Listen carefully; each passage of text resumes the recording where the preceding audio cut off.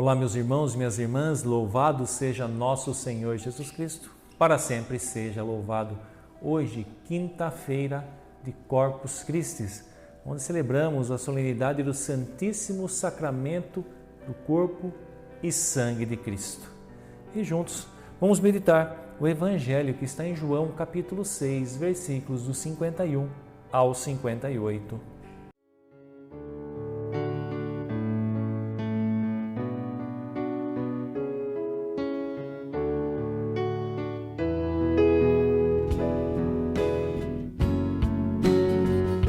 O Senhor esteja convosco, Ele está no meio de nós. Proclamação do Evangelho de Jesus Cristo, segundo João. Glória a vós, Senhor. Naquele tempo, disse Jesus às multidões dos judeus: Eu sou o pão vivo descido do céu. Quem comer deste pão viverá eternamente. E o pão que eu darei é a minha carne, dada para a vida do mundo. Os judeus discutiam entre si, dizendo: Como é que ele pode dar a sua carne a comer? Então Jesus disse: em verdade vos digo, se não comerdes a carne do Filho do Homem e não beberdes o seu sangue, não tereis a vida em vós.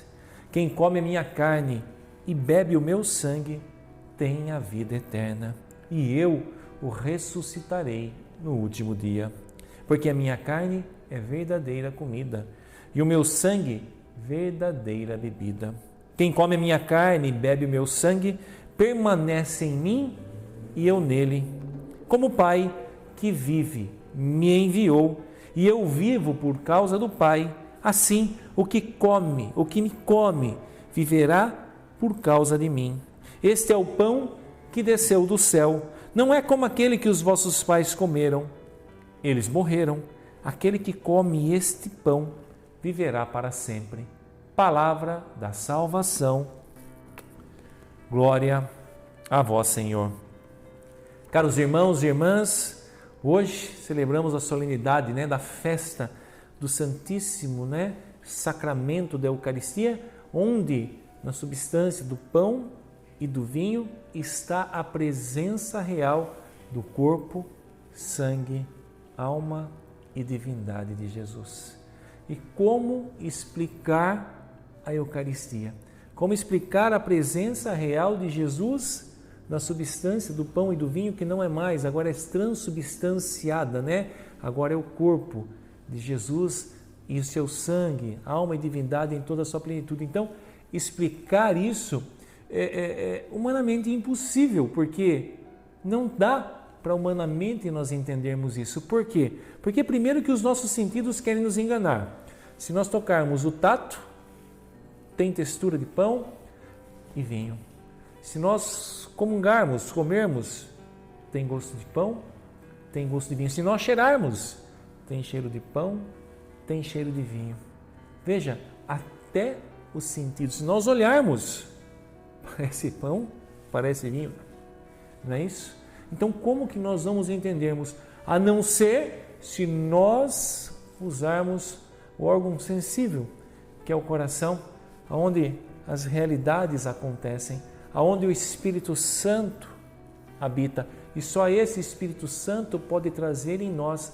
Essa é a realidade de que Jesus aqui vai dizendo para aqueles homens, para os judeus, onde ele vai dizer que ele é o verdadeiro pão descido do céu. E que todo aquele que come desse pão, que se alimenta dele, que se nutre dele, não morrerá, mas terá a vida eterna. Em João 6, essas palavras são tão duras, que a hora que Jesus vai dizendo, muitos vão embora. Não está aqui, mas é a continuação desse evangelho. E a hora que Jesus olha, os apóstolos estão ali, ele olha, e vocês não vão embora também? Porque se essa realidade não fosse isso mesmo, não fosse verdadeira, imagine a hora que Jesus fala que Ele é o pão vivo descido do céu, que eu precisaria comer do seu corpo, beber do seu sangue para que permanecesse nele e ele permanecesse em nós. Se isso não fosse essa realidade, a hora que esses homens começaram a ir embora, o que Jesus faria? Opa, peraí, não vou embora, não volta, não é bem assim, não é muito bem meu corpo, também não é bem o meu sangue, espera, deixa eu explicar. Não, Jesus deixa que aqueles homens fossem embora, porque a verdade, meu irmão, minha irmã, ela não muda. Jesus Cristo é a verdade, está aqui a maior verdade escrita. E como é difícil para tantos cristãos acreditarem nessa verdade. E cristão é aquele que acredita no Cristo, né?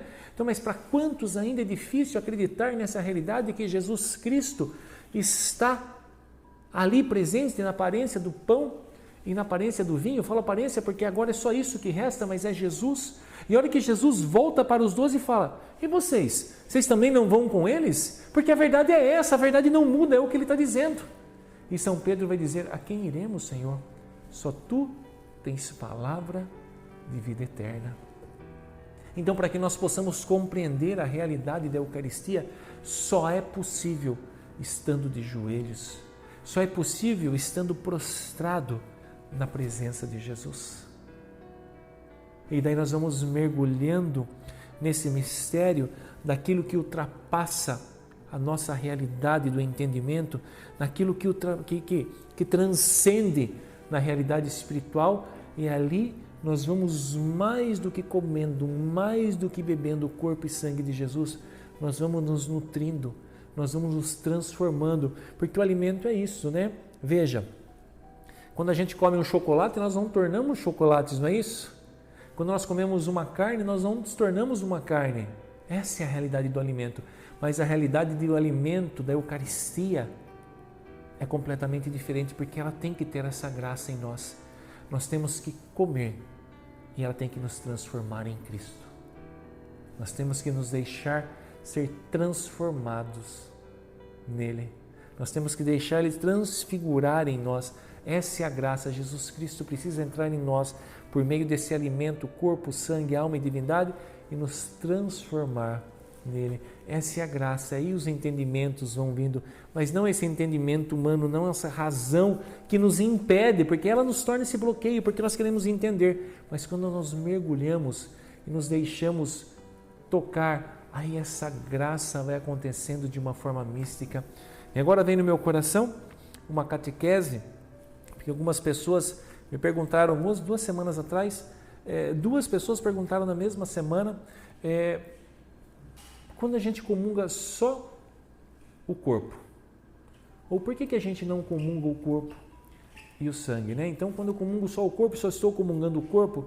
Não, meu irmão, minha irmã, quando existe a transubstanciação, quando a hóstia, a Eucaristia, o pão se transforma em Cristo por completo, em corpo, sangue, alma e divindade. A mesma coisa acontece no vinho. Quando ele é transubstanciado, essa é a palavra, né? Ou seja, existe essa transubstanciação, agora o vinho é corpo, sangue, alma e divindade. Ou seja, nas duas, no corpo e no sangue, está a plenitude de Jesus Cristo. Então, por que nós só comungamos no corpo? Por uma questão de organização, de facilidade. Por quê, né? As hóstias consagradas, o corpo de sangue de Cristo, quando não é utilizado completamente na missa, as reservas são guardadas no sacrário e a gente vai usando nas outras missas. Por isso que essa é a verdade da Igreja Católica. Jesus Cristo se faz presente na Eucaristia durante a missa, porque ali essa partícula agora está transubstanciada, é o corpo e o sangue de Jesus, e continua. Então está aqui, Jesus Cristo está aqui em corpo, sangue, alma e divindade, guardado na reserva.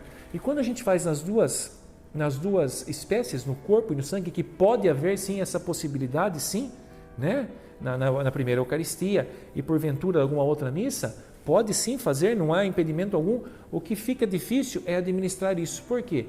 Quando se consagra o corpo e o sangue para distribuir, né, para ministrar para os fiéis, e quando sobra o sangue, para guardar esse sangue, ele estraga muito mais rápido. Então veja, começa a criar essa dificuldade. Então por isso que a igreja ministra o corpo. E tem pessoas que têm intolerância à farinha, ao glúten. O que acontece, muitos também podem, né? Muitas pessoas que passam por isso, comungar só o sangue de Jesus. Então quer dizer que só comungou o sangue? Não. Ali no sangue está Jesus na sua plenitude, em corpo, sangue, alma e divindade. Então, meu irmão, minha irmã, que nessa solenidade, nessa grande festa do corpo e sangue de Cristo, que é a maior herança, que é a maior graça, é a forma com que Jesus teve de ficar conosco, que a cada Eucaristia tenhamos a certeza de que estamos recebendo Jesus na sua plenitude. E ele vai dizer: quem come meu corpo e bebe do meu sangue permanece em mim e eu nele, e eu ressuscitarei no último dia. Essa é a Eucaristia da vida eterna, é a Eucaristia que transcende, é a Eucaristia que nos aproxima, nos transforma, nos configura em Cristo. Então, meu irmão, minha irmã, que a cada Eucaristia nos deixemos transformar, que não sejamos mais nós, mas como São Paulo dizia, que seja Cristo que vive em mim. E desça sobre todos vós a bênção de Deus Todo-Poderoso, Pai, o Filho e o Espírito Santo. Amém.